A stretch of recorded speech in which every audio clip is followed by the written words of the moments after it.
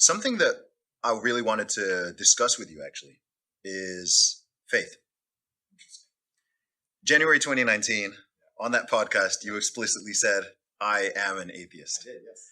And you've definitely been on some type of journey. Again, I've been listening to interviews and podcasts, and there was a time where, I don't know, when you went from atheism to saying, I think you believe in God, and I think you said Christianity is kind of cucked, but you'd probably be, Islam is the only religion that would potentially work for you, and then I know you started saying that you were a Christian and Orthodox, and now I'm hearing that you're a Muslim now, but talk me through it. Sure.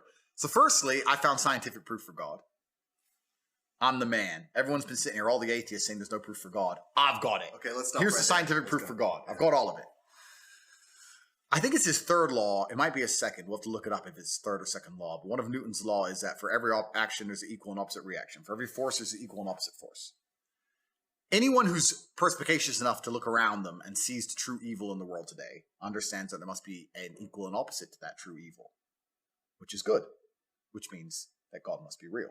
If all of the evil in the world today is the act of the demons and devil, and people will try and pretend it isn't, but if you truly understood things like the elites making you miss your grandma's funeral to laugh at you, like cutting up the dicks of kids because of a psyop on the Disney Channel, when you truly understand the level of evil in the world today, then you must understand the only equal and opposite force can be God.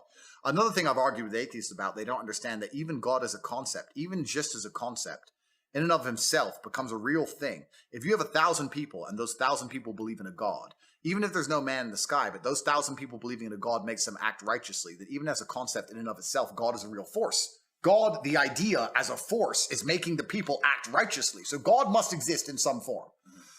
So I understood that the thing that made me stop being an atheist is simply the amount of evil I saw around me. I was like, if this much evil, if Satan is going to appear, if Satan appears in front of you, you're going to have to say, okay, well then God must be real. And that's the point we got to. I realized there was so much evil and so much injustice. And so specifically? It's just the endless, genuine, deliberate attempts at destroying the baseline morality of humans. Just making us believe that to the point where pedophilia isn't even bad anymore. Like incest is okay. Like things we know are wrong. We just innately know it's wrong. And they're just trying their best to destroy our moralities. And these moralities were installed in us by somebody or something. I believe God now. And they are attempting to destroy them. Who would attempt to destroy the baseline morality that was God-given? Satan. So if Satan is trying to destroy our morality, then God must be real. So equal and opposite forces, Newton's law proved God. So once I realized God was real, it's like, okay, then you have all these different interpretations of God, which is interesting. What's interesting about the Christianity-Islamic debate is that they're both Abrahamic. And also, people said to me, well, you're not from the Middle East. Why would you be Muslim? And it kind of makes me laugh. I say, Christianity, didn't that all happen in Palestine? Like, all of it comes from the same place, right? I'm not a scholar, so I don't want to get on the scholastic route. But Christianity and Islam have a lot in common. They worship a lot of the same people. Islam has another book, the last book, which was the Seal. And truthfully, if we're going to step away from the scholarship angles and talk about the Bible and the Quran, etc., I look at it in a different angle. I look at the world through a very realistic understanding of force. And I understand that if you're not prepared to defend something, it will be taken and destroyed. I understand that, like we said earlier, violence is the underpinning of all civilized societies. Even when I look at a big tree, I see violence. I understand that tree is the biggest because it destroyed all the other trees around it. If you're not prepared to defend or fight, then you're going to be destroyed. So when I look at Christianity in its current form, I don't think that they can be right in terms of their interpretation of God, because if they were correct, God would give them the strength to defend themselves. And they don't. Christianity doesn't mean anything anymore. If the Christian interpretation of God was correct, then God would be giving them the strength to resist, but they don't resist anything. I don't believe Christians have preserved a single thing in modern time. I know in America there's this hard-line Christians who believe that they're trying hard. They are still failing on a daily basis. And in most of the world, especially in Europe, Christianity is absolutely and utterly a joke. The thing that actually finally converted me was about 3 weeks ago. I'll send you the TikTok. It was the first drag queen Methodist preacher. Oh, geez, man. Yeah, but this is the point.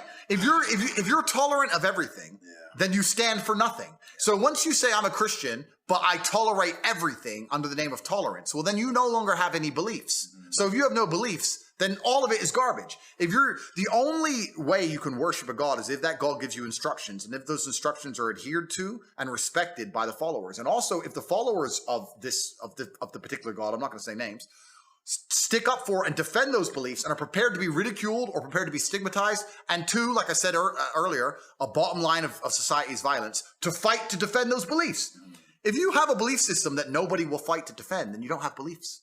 Just like feminism. If nobody fights to defend it, it goes away. Like Christianity, if nobody stands up for the rules, it goes away. There is one religion on the planet today in which people stand up for the rules, they stick by the rules, they refuse to be mocked, and they refuse to completely throw away their values and belief systems under the guise of tolerance. Because they don't want to be tolerant of everything. They said, no, we're not tolerant of everything, because when you're tolerant of everything, you have no morality. That's what we talked about earlier.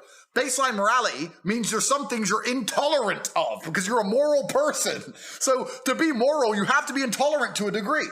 There's one religion on the planet, and that's Islam. So if I'm gonna worship God, and I'm gonna worship God in a way which is true to my own personal beliefs, also what I understand about the world, what I understand about strength, what I understand about defending ideals, then there's only one religion on earth I can respect. I can't respect Christians anymore. They set Notre Dame on fire. Imagine that was the other way around. Like, think about it for a second. Think about for a second. I say this all the time. People walk around with t-shirts. Jesus is gay in TVs. They're making fun of Christianity on TV. They're mocking your God in front of your face, and Christians don't say a word. They don't say a word. They will take a preacher of whatever background which directly contradicts your holy book and put him in a church to teach to your children, and they will not say a fucking word. And then they sit there and go, well, they say tolerant because they're cowards. But the truth is this. If your interpretation of God and the world was right, I don't believe God would allow you to sit there and be such a fucking coward. That's what I don't believe. I don't think that God would allow you to do that. I think he'd say, no, you need to defend our ideals because our ideals are good for humanity, and Christians fail to defend them. So if they fail to defend them, they do not exist. There's only one religion left on the planet. Wow. That's Islam. That's it. But it's the only religion. It's the only religion. It's so